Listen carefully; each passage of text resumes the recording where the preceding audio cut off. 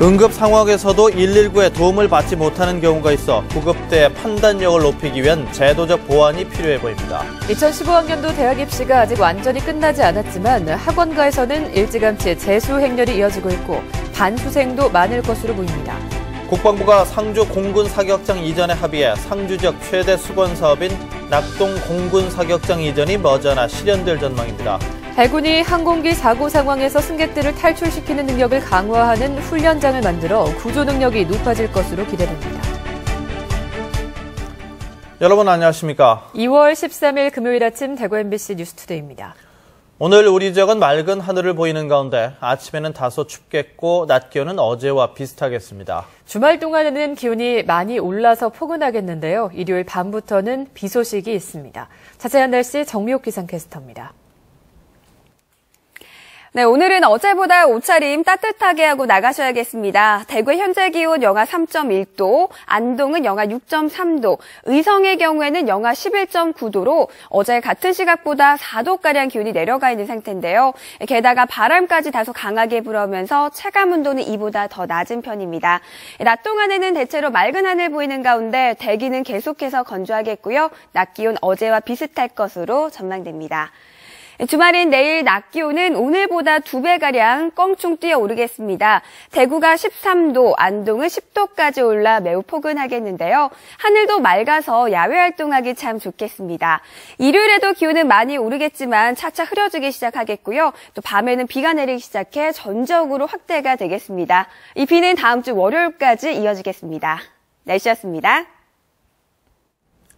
응급 상황이 생기면 누구나 가장 먼저 119를 찾습니다. 그런데 119 구조 구급대의 판단에 따라 출동을 거부할 수도 있기 때문에 정작 필요한 도움을 못 받는 경우가 생기고 있어 정확한 판단을 내릴 수 있도록 제도적 보완이 시급해 보입니다. 양관희 기자가 보도합니다. 지난달 30일 저녁 8시쯤 백모 씨는 다급하게 119에 전화를 걸었습니다. 아내가 갑자기 심한 두통을 앓았기 때문입니다. 당시 119 신고 녹취록입니다. 백 씨는 머리가 아프다며 119 구급차가 와줄 수 있느냐고 물었고 머리가 아파서 못 견디고 있다고 재차 답했습니다. 하지만 119 상황실 근무자는 응급 상황이 아닌 것 같다며 구급차가 갈 것은 아닌 것 같다고 답했습니다. 통화 뒤 백 씨의 아내는 구토를 했고 백 씨는 자기 차로 아내를 인근 병원으로 옮겨야만 했습니다. 비상깜빡이 하면서 쌍라이트 키면서 좌회전 신호받는데 막 쌍라이트 위반해가면서 왔거든요. 그러나 동네 병원에서는 치료가 힘들어 다시 대학병원으로 이송됐습니다. 두통의 원인은 뇌출혈. 119 신고 뒤 1시간 만에야 대학병원에서 시술을 받았습니다. 뇌졸중 이런 거는 골든타임 가면서 계속 방송하라고 홍보하자. 실제로 진짜 국민이 정말 위급했을 때, 풀렸을 때는 이건 아니잖아요. 신고 당시 집에서 5분 거리인 119 안전센터에 구급차가 있었지만 도움을 받지 못한 겁니다. 그런 경우에는 가장 흔한 증상이 갑작스럽게 발생하는 극심한 두통이 가장 흔한 증상이죠. 그래서 저희가 할 수 있는 내과적 치료는 쭉 다 했던 거고. 긴박한 상황이라고는 사실상 조금 어렵게 판단하기 힘들었다. 이런 내용이지. 119 구조 구급대는 긴급 출동 오남용을 막기 위해 2011년 9월부터 출동을 거절할 수 있게 됐습니다. 그러나 관련 시행령이 모호한 데다 상황 판단이 애매한 경우도 많아 정확하고 신속한 판단이 무엇보다 중요합니다. 하지만 상황실 근무자 4명 중 1명만이 응급구조사 자격증, 간호사 자격증 등을 갖고 있을 뿐입니다. 시기는 이해를 하지만 저희가 일하는 데는 굉장히 좀 어려운 부분이 많죠. 전국에서 구급을 요청하는 전화는 매일 5,900여 통. 긴급한 상황 대응을 위해 시민들의 적극적인 협조도 필요하지만 119 상황실의 제도적 보완도 필요해 보입니다. MBC 뉴스 양관입니다. 대구시는 올해 지방공무원 601명을 채용하기로 하고 오늘 임용시험 시행 계획을 공고합니다. 선발 인원은 7급 9명에 8급과 9급 474명, 농촌 지도사 3명 등 모두 27개 직렬에 486명인데 사회복지직 115명은 이미 채용 계획을 공고했습니다. 이 가운데 고용 여건이 열악한 사회적 약자에게 공직 진출 기회를 주기 위해 장애인은 10개 직렬에 36명, 저소득층은 22명을 채용하고 경력 단절 여성과 기술계 고등학교 졸업자도 일부 뽑기로 했습니다. 대구시와 새누리당 대구시당이 오늘 오후 4시부터 대구시청 대회의실에서 올해 첫 당정협의회를 개최합니다. 오늘 당정협의회는 대구시가 중앙부처에 건의한 내년도 국비사업이 부처 신청 단계에서부터 반영될 수 있도록 지역 국회의원들에게 협조를 요청하기 위해 마련됐고, 유승민 원내대표와 이종진 대구시당 위원장 등 대구 지역 국회의원들이 대거 참석할 예정입니다. 특히 남북권 신공항건설과 경북도청 이전터 개발, K2 공군기지 이전 등 주요 현안에 선제적으로 대응하기 위한 방안이 논의될 예정입니다. 2015학년도 대학 입시가 마무리되지 않았습니다만 학원가에는 일찌감치 재수 행렬이 이어지고 있습니다. 특히 쉬운 수능 출제 경향이 이어지면서 대학을 다니다가 입시를 보는 반수 선택도 늘고 있습니다. 보도에 조재한 기자입니다. 지난해 수능은 쉽게 출제돼 실수 하나로 등급이 달라진 경우가 속출했습니다. 상대적으로 등하시했던 탐구 영역은 난이도가 높아 당락에 결정적 역할을 하기도 했습니다. 일찌감치 재수를 선택한 학생들의 아쉬움이 큰 이유입니다. 일단 수학이 너무 쉬웠던 것에 대해서 좀 아쉬웠고, 수학을 좀 더 열심히 해서 실수를 줄이는 것에 좀 목표를 둬야 될 것 같고, 탐구에 좀 더 집중을 해서 탐구 성적을 끌어올리는 데 좀 많은 노력을 해야 될 것 같아요. 전국적으로 올해 대입학원에 등록한 재수생은 지난해보다 20%가량 줄어들었습니다. 대신 혼자 독학을 하거나 한 학기 정도 지나 재수를 하는 이른바 반수생은 많이 늘어날 전망입니다. 수능이 쉬운 만큼 짧은 기간 준비해 수능을 치러도 된다는 판단 때문입니다. 하지만 좀 더 신경을 써야 할 부분도 많습니다. 2016학년도 대입 모집 정원은 36만여 명으로 2015학년도보다 10,000명 이상 줄어든 가운데 수시 모집 비율은 66.7%로 2.7%포인트 더 늘어나 학생부가 더욱 중요해졌습니다. 이제 서울의 상위권 대학들은 학생부 종합 전형이 많이 늘어났습니다. 또 반면에 재수생들이 지원할 수 있는 논술 전형 인원도 많기 때문에 재수생 입장에서는 논술 준비도 아마 철저하게 해야 될 것으로 보여집니다. 대학마다 또 학과마다 과목별 가중치를 다르게 두는 등 전형이 다양한 만큼 일찌감치 자신에게 맞는 전형을 찾는 것도 중요합니다. MBC 뉴스 조재환입니다. 대구시 교육청이 2016학년도 대학 입시 설명회를 내일 오후 2시 대구시 교육청 대강당에서 열기로 했습니다. 설명회에서는 2015학년도 대입 합격 학생 4명이 나와 수시 전형의 사례를 발표하고 질의응답으로 예비고3 학생들의 수험 준비를 도와줍니다. 또 진학 지도교사와 대입 담당 장학사가 수시와 정시 등 어떤 유형이 개개인에게 적합한지 입시 전반에 대해서 설명합니다. 경산의 한 대학 교수가 학생들과 해외 답사를 갔다가 여학생을 성추행하고 이를 말리는 남학생을 때렸다는 주장이 제기돼 물의를 빚고 있습니다. 경산의 모 대학에 따르면 A 교수는 지난달 25일 밤 중국 호텔방에서 학생들과 술을 마시다가 여학생에게 성희롱 발언을 하면서 신체 접촉을 시도했고 이를 말리던 남학생의 뺨을 때렸다는 주장이 제기됐습니다. 또 호텔 복도에서 소란을 피워 현지 경찰까지 출동한 것으로 알려졌습니다. 대학 측은 A 교수가 당시 상황이 기억나지 않는다며 사직서를 제출했지만 사직서를 수리하지 않고 징계위원회를 열어서 징계할 방침이라고 밝혔습니다. 지난달 말 구미시청 소속 6급 공무원 A씨와 구미경찰서 B경위가 관내 건설업체 관계자들과 제주도에서 2박 3일 골프 여행을 하면서 일부 경비를 접대받은 사실이 행정안전부 감찰반에 적발됐습니다. 이에 따라 구미시와 구미경찰서는 경위를 파악하는 한편 징계위원회를 열어서 징계할 방침이라고 밝혔습니다. 상주 지역 최대의 수건 사업인 낙동 공군 사격장 이전이 머지않아 실현될 전망입니다. 국방부가 최근 공군 사격장 이전에 원칙적으로 합의한 것으로 알려졌습니다. 이정희 기자가 보도합니다. 낙동강을 따라 드넓게 펼쳐진 평야지대. 전투기 사격 훈련장으로 쓰이고 있는 국방부 소유 공군 사격장입니다. 현재 이 공군 사격장의 규모는 800만 제곱미터. 공군이 지속적으로 부지를 매입하면서 불과 10여 년 만에 2배로 늘어났습니다. 상주보와 낙담보 사이에 위치한 공군 사격장은 상주시가 2천억 원의 예산을 투입해 추진 중인 낙동강 레저관광단지의 핵심 요지입니다.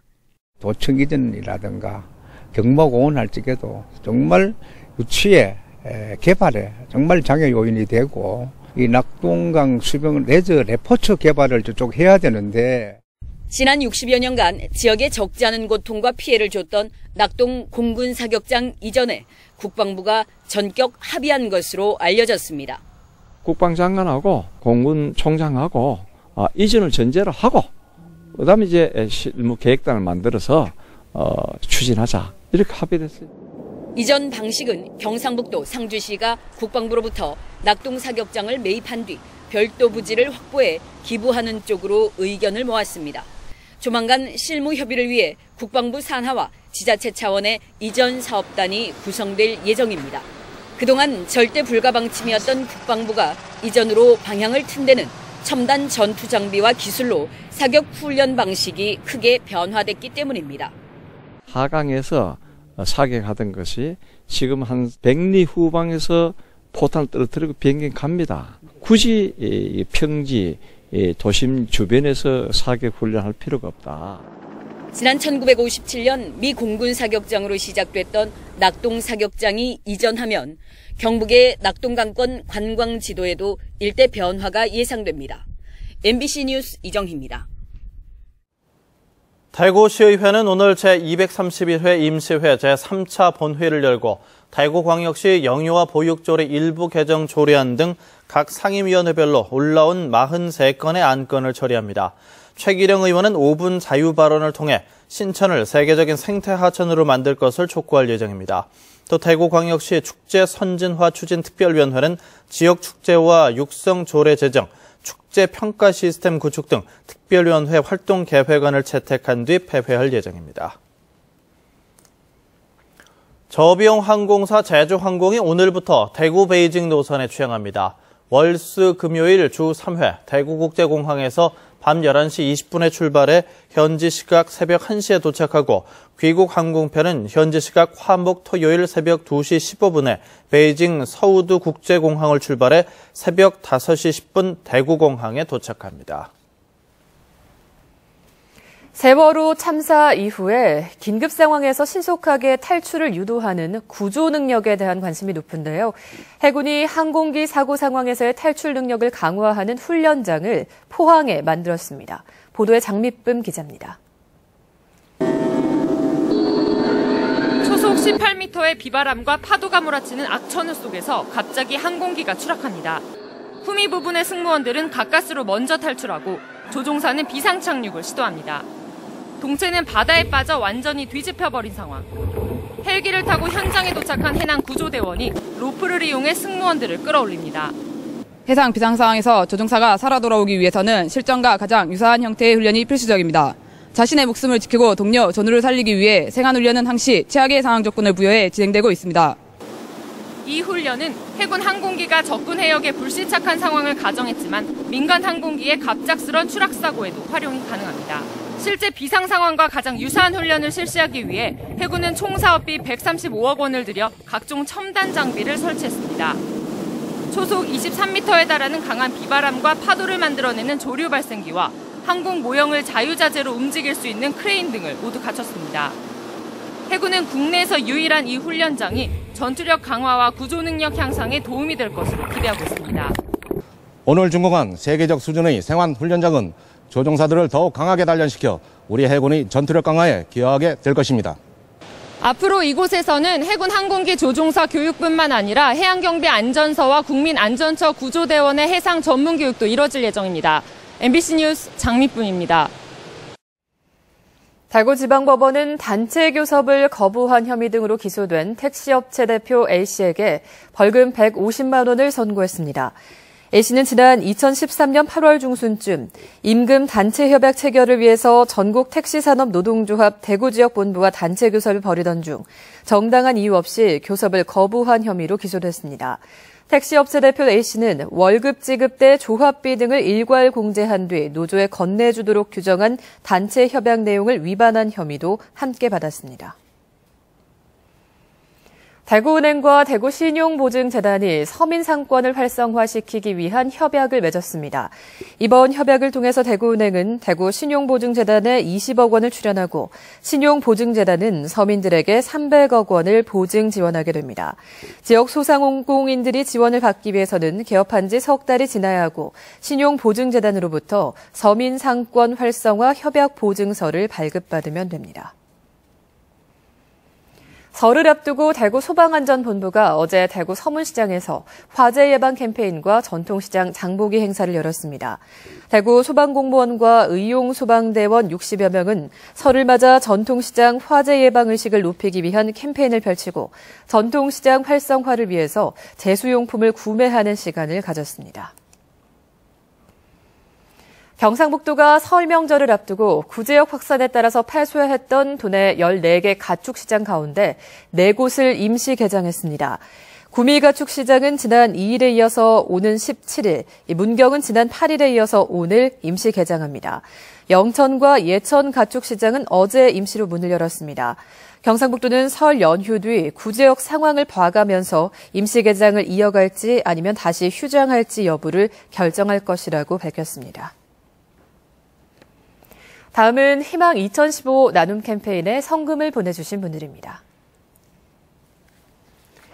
경산시 서부1동 주민센터 이웃돕기 모금함에서 7만 1,320원, 경산시 서부1동 웰리치 성암아파트 주민들께서 31만 5천 원, 남천면 체육회원 1동 30만 원, 경산시 서부1동 46통장 박두레 씨 10만 원, 벽진 관동 김옥문 씨와 주민들께서 14만 원, 경산시 서부1동 옥산 청구아파트 주민들께서 30만 원, 달성군 가창면 5동 1, 2 양지마을 경로회원들께서 33만 원, 경산 금락초등학교 3학년 2반 친구 1동 2만 4천 원, 암양면 의송리 경로당 회원들께서 20만 원, 암양면 의송리 마을 주민 1동 30만 원을 보내주셨습니다. 모두 감사합니다.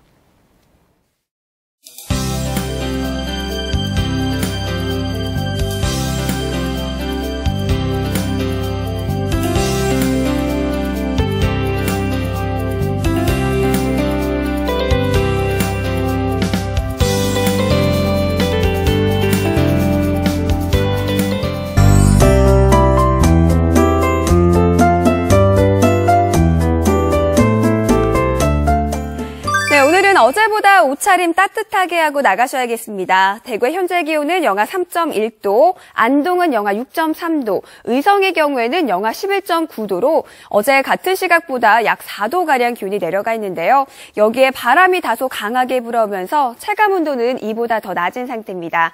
낮 동안에는 대체로 맑은 하늘이 이어지겠고요. 대기는 건조한 가운데 낮 기온 어제와 비슷할 것으로 전망됩니다. 오늘 우리 적은 고기압의 영향권에서 보시는 것처럼 대체로 맑은 하늘이 드러나겠습니다. 미세먼지 걱정하지 않으셔도 되겠고요. 시야도 20km로 시원하게 트여있는 상태입니다. 자세한 지역별 날씨입니다. 대구의 현재 기온은 영하 3도, 청도는 영하 7도 보이고 있는데요. 낮 동안에는 6도 안팎이 예상됩니다. 상주와 김천의 현재 기온은 영하 4도 나타내고 있고요. 북부 지역 기온이 많이 떨어져 있습니다. 영하 10도 안팎을 보이고 있는데요. 낮 동안에도 5도를 밑돌겠습니다. 울진과 경주의 낮 최고 기온은 6도로 어제보다 조금 낮겠고요. 바다의 물결은 최고 5m로 매우 높게 일겠습니다. 주말인 내일 전국의 스키장에는 구름만 지나면서 겨울 스포츠 즐기기 좋을 것으로 전망됩니다. 주말 동안에는 낮 기온이 크게 올라 매우 포근하겠는데요. 일요일 밤부터는 비가 내리기 시작해 다음 주 월요일까지 이어질 전망입니다. 날씨였습니다.